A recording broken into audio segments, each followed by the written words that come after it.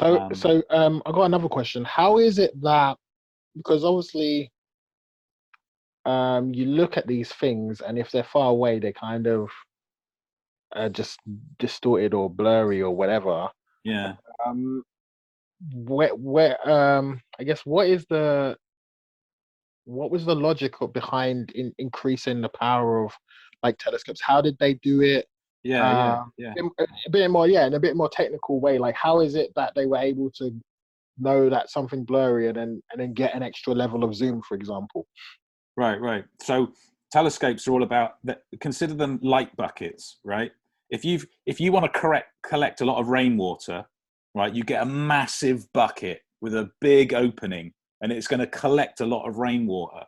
But Yeah, so it's the same type of thing to do with the light that's coming from the universe. If you want to collect a lot of light from something that's far away, that light is very faint, so you need a massive bucket. And so telescopes sometimes get called light buckets because they're trying to collect as many photons as possible. And so telescopes are big because we want to see faint things. Um, and so a lot of the really interesting objects in the universe are very faint. They're either very faint and close to us, or they're very bright and really far away, so they're faint as well. So you have to be very careful in astronomy, right? Because just because you can't see something doesn't mean it's not there. You just can't see it.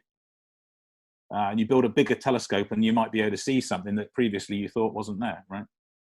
So the nearest star, for example, to the sun, Proxima Centauri, which has a planet around it, might have two planets around it actually. You can't see it with the naked eye because it's a red dwarf star, and it's so faint, and yet it's really close to us.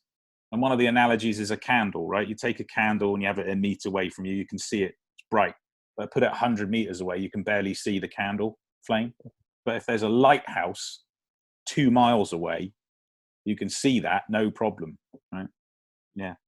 So you have to be very careful. You have to understand biases and sampling as well to be a really good scientist in general. yeah. You can't just look at one thing and think, well, I've seen that one thing, therefore everything must be the same, right? So what kind of order of magnitude? I know obviously with my research with CERN, they were looking at like so much data and then discarding every so often the things that Yeah, yeah. are not useful. But what kind of order of magnitude, or like how much do you need to look at in order to make sense of the kind of observations in space that people seem Yeah, to make? so that's some statistics there. If you understand how many things you have to count in order to get a good representation of a population, yeah, that's sampling.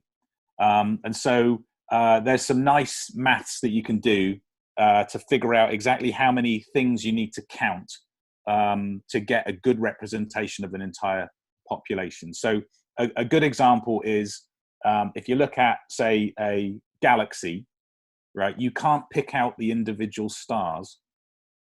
So how do you know how many stars are in the galaxy? Well, you might be able to pick out some. And so if you count enough of those, you can actually make a generalization of the larger population, right? And we see this in politics, right? When they do polling, they phone 1,000 people, right? And they use that to infer that is the opinion of the entire population.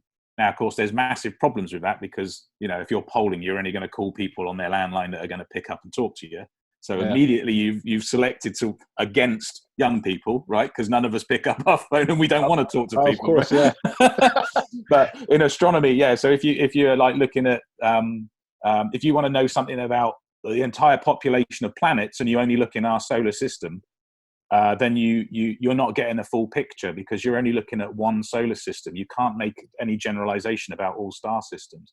But now with the Kepler Space Telescope and the TESS telescope that's up there now, the Transiting Exoplanet Survey Satellite, we're starting to get a lot of understanding from thousands and thousands of different planets about what planetary systems are like.